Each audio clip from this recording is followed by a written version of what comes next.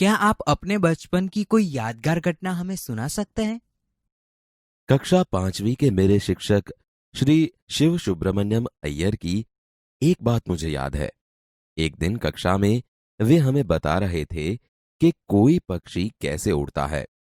उन्होंने हमें रामेश्वरम के समुद्र तट पर ले जाकर इसका जीवंत उदाहरण दिया। वह ऐसी यादगार घटना थी जो मेरे मन मस्तिष्क में हमेशा के लिए बैठ गई। इसी से मुझे आगे विज्ञान पढ़ने की प्रेरणा मिली। बचपन में हमें किस भाषा को प्रमुखता देनी चाहिए? मैंने स्वयं माध्यमिक शिक्षा तक की पढ़ाई अपनी मातृभाषा के माध्यम से पूरी की है। कॉलेज और उससे आगे की शिक्षा अंग्रेजी माध्यम की संस्थाओं में हुई। मेरा मानना है कि हम कॉलेज में भी माध्यम के रूप में मातृभाषा का चुनाव कर सकते हैं, क्योंकि युवा अपनी मातृभाषा में ही सोचता है, उसी में अपनी बात सहजता से कहने में सक्षम होता है। पर इसमें भी कोई दो राय नहीं कि वैश्विक स्तर पर संपर्क के लिए हमें अंग्रेजी जैसी एक संपर्क भाषा की नितांत आवश्यकता है। यदि हम आपकी तरह बनना चाहे तो हमें क्या करना चाहिए? जब आप युवा अवस्था में कदम रखें, तभी आपको जीवन में लक्ष्य निर्धारित कर लेना होगा। हमेशा कुछ बड़ा सोचो। जैसे ही यह अनुभूति हो कि आप आखिर बनना क्या चाहते हैं, तभी से उस दिशा में प्रयास और श्रम प्रारंभ कर दो। कहने का अर्थ है कि जी तोड़ मेहनत करो। ज्यों-ज्यों आप आगे की ओर बढ़ोगे, आपका सामना बाधाओं तथा कठिनाइयों से होगा। आपको अपने अंदर दृढ़ साहस पैदा करना होगा। समस्याओं को पराजित करने में महारत हासिल करनी होगी, तभी जीवन में सफल हो पाओगे। पहले ये जरूरी है कि आप निरंतर ज्ञान अर्जित करो। वह कौन सी बड़ी चुनौती है जिसका सामना हमें आज करना पड़ रहा है?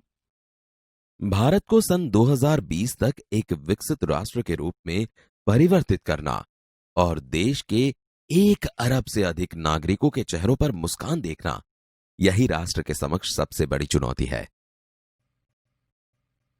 आपकी दृष्टि में साहस की परिभाषा क्या है? अपने जान की परवाह किए बिना दूसरों को संकट या आपदा से बचाना ही साहस है। हम प्रवासी भारतीय मातृभूमि के प्रति गर्व की भावना कैसे विकसित करें? भारतीय मूल का कोई भी व्यक्ति एक बृहद भारतीय परिवार का अंग है और उसे हमारे देश की सांस्कृतिक विरासत पर गर्व है। सौभाग्य से आप लोग ऐसी स्थिति में हैं कि अपनी मातृभूमि से अच्छी तरह से जुड़े हुए हैं, और यही आपके लिए गौरव की बात है। जो भी बच्चे आपसे मिलते हैं वे कहते हैं कि वे एक प्रसिद्ध वैज्ञानिक, इंजीनियर, डॉक्टर आदि बनना चाहते हैं। पर किसान, मजदूर और कलाकार भी किसी राष्ट्र के लिए उतने ही महत्वपूर्ण हैं। हम ऐसे ही परिवारों से आते हैं। हमारे लिए आपका क्या संदेश है? किसान, मजदूर, कलाकार और दस्तकार, ये सभी हमारे राष्ट्र के अभिन्न अंग हैं। राष्ट्र निर्माण में हमें उन सभी की सेवाओं की समान रूप से दरकार है।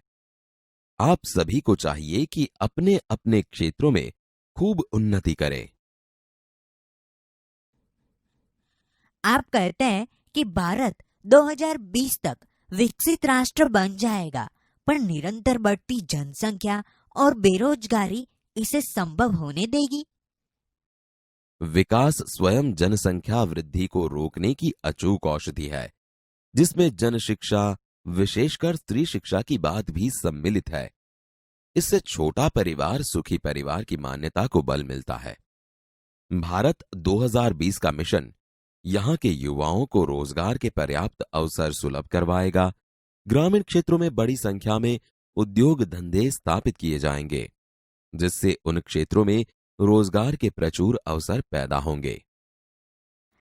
आपको ऐसा क्यों लगता है कि 2020 तक भारत विकसित राष्ट्र बन जाएगा? भारत की जनसंख्या 1 अरब से अधिक है। इसमें 54 करोड़ लोग 25 वर्ष से कम आयु के हैं। ये हमारी राष्ट्र शक्ति है। भारत को 2020 तक विकसित राष्ट्र में परिवर्तित करने के लिए हमारे पास प्रचुर प्राकृतिक संसाधनों के साथ ही सुनियोजित खाका भी उपलब्ध है। 54 करोड़ युवाओं के विचारों की एकता निश्चय ही इसे विकसित राष्ट्र में परिवर्तित करने में सफल होगी। कई छात्रों के बड़े बड़े लक्ष्य होते हैं, पर आर्थिक तथा अन्य समस्याओं के कारण वे इन्हें प्राप्त नहीं कर पाते। वे अपना लक्ष्य आखिर कैसे प्राप्त करें? स्कूल में पढ़ाई में अच्छा प्रदर्शन करने पर छात्रवृत्ति प्राप्त होगी। साथ ही उच्च शिक्षा के लिए बैंकों से ऋण लेने हेतु पात्रता भी बनेगी। जीवन में ऊंचा लक्ष्य निर्धारित करने पर बाधाएं तो आती ही है। हमें कठोर परिश्रम और उत्कृष्ट कार्यों से इन्हें पराजित करना होगा। विघ्न बाधाओं से व्यक्ति को पराजित नहीं होना चाहिए। भारत को विकसित राष्ट्र बनाने में राजनीतिज्ञ की क्या भूमिका होनी चाहिए? जिम्मेदार राजनीतिज्ञ दूरदर्शितापूर्ण नीतियां बनाता है। महात्मा गांधी ने निष्ठा के राजनीतिक सिद्धांत को सत्य, अहिंसा तथा निस्वार्थ भावना में ढालते हुए ब्रिटिश शासकों के विरुद्ध अपनी लड़ाई छेड़ी थी। वर्तमान राजनीतिज्ञों को अपने कठिन परिश्रम, उत्कृष्टता और पारदर्शी कार्यों से मार्गदर्शन देना होगा। साथ ही गरीबी रेखा से नीचे रह रहे लगभग 26 करोड़ भारतीयों के उत्थान के लिए भी कार्य करना होगा। रक्षा की दृष्टि से विजन 2020 का लक्ष्य पाने में महिलाओं की क्या भूमिका हो सकती है? विजन 2020 में रक्षा अनुप्रयोग के क्षेत्र की महत्वपूर्ण प्रौद्योगिकियों के विकास पर विचार किया गया है। राष्ट्रीय सुरक्षा की बात भी विजन 2020 का एक अभिन्न अंग है। सशस्त्र सेनाओं में नियुक्ति के लिए पुरुष और महिला के आधार पर कोई भेदभाव नहीं किया जाता। तीनों सेनाओं में पर्याप्त महिला अधिकारी नियुक्त हैं। राष्ट्रीय रक्षा क्षमताओं में वृद्धि के लिए महिलाएं उच्च स्तरीय सामरिक सेना बहुगुणक उपकरणों पर कार्य करके भी अपना सहयोग दे सकती हैं। क्या हम अति विशिष्ट व्यक्तियों के दौरे पर हो रहे अनावश्यक खर्चे कम नहीं कर सकते? तुमने इस मंच पर एक बड़ी सी कुर्सी देखी होगी। वह कुर्सी अब यहां पर नहीं है। ठीक ऐसे ही अनुत्पादक चीजों पर हो रहे अनावश्यक खर्च भविष्य में नहीं होंगे।